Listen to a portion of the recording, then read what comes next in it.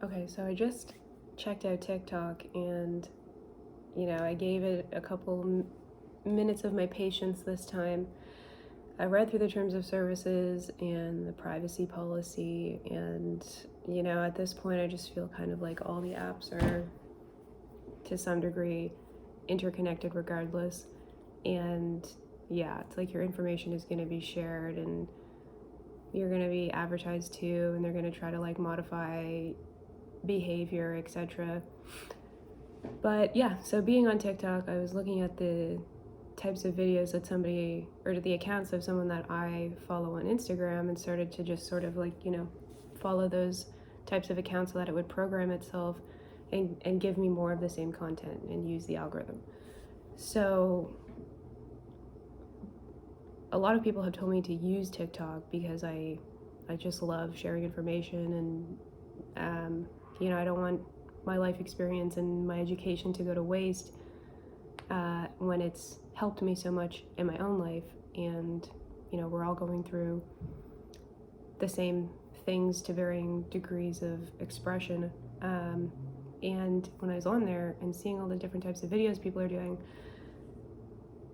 I felt almost like there's an oversaturation, or it's not an oversaturation per se, but there's enough information out there. There are enough resources and ways of people interpreting things in a multidimensional approach, especially when we have these algorithms that are going to generate and give you more of the same thing. Like, it will help flesh out the in-between information and help wisdom become more accessible to recognize it in your day-to-day life, as many perspectives focus on one thing. We get a really rich and saturated understanding of something. So then I had this feeling where I was like, okay, well, everything I've been thinking and daydreaming of myself eventually doing, it looks like there's actually a lot of people already doing it and doing it well, and sharing ideas and interpretations that I think are high quality, and that I don't need to be another person doing that type of content or art or way of sharing information. Which, in one way I was like, oh, well, what am I going to do, But in my heart of hearts,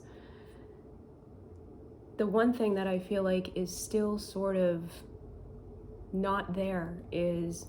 modeling, in the sense that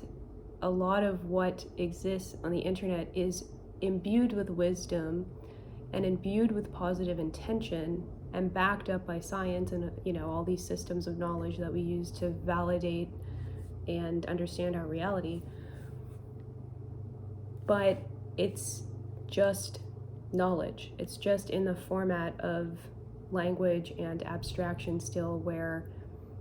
the way that applies to the real world of the viewer or the recipient is theoretical. So it's still theoretical in nature, paired with the spark of a sensory recognition in terms of like relating to whatever the content is. So again, it's the modeling that I feel is where probably the next,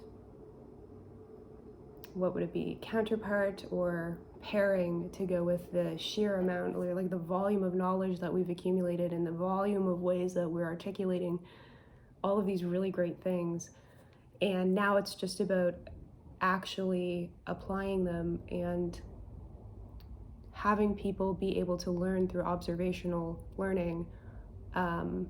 using their embodied faculties. So how I would understand that is that, it would be me living my mundane, normal life and consciously connecting all of this knowledge into the real world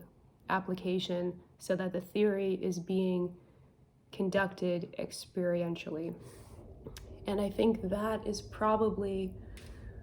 where you know, when you turn off your phone or you put down your book or you leave whatever um, sort of intellectual space you're paying attention to in terms of understanding your physical reality, you know, in the mundane, the day to day, it's like, I think that's where our attention is untrained, or, you know, that's the part where it's like, it's very difficult to hold conscious attention and will and feel inspired when there's such a huge disconnect between an artistic representation of something and the way that we understand ourselves in our own individuated life. So, for example, I really enjoy like holistic information or gardening or a lot of like different types of stretches that help you like release things from your body, especially in your hips and that sort of thing, and any tips about efficiency. And you know, it's like I save them and I save them and I save them, or I save quotes and all this different stuff, and it's always for this period in my life where everything is going to be adding up perfectly, and these things will finally be synthesized into a pragmatic relationship into my life where I am gardening now, so I'm going to use all these tips, and you know, I'm going to be doing yoga at some point where I'm getting my life together because, you know, and I'm in the preparation phase constantly. And it's like, that's not how my life works. That's not how any of the progress that I've made has happened. The progress always comes, and the wisdom and the understanding always comes from me reflecting on my own experiences, which are happening in the day to day. And that's where I've been able to actually experience joy, and the joy of wanting, and not just wanting, but knowing I want to be alive, and that I'm enjoying my life because I'm understanding and experiencing that I'm like actually a decision maker, and I'm making the good things happen in my life, and I'm doing this self-care and moving through difficult situations, and it's like you're your buddy or something. So I feel like it's this buddy system that perhaps is to be modeled out in tandem with the sheer volume of intellectual information that we now have.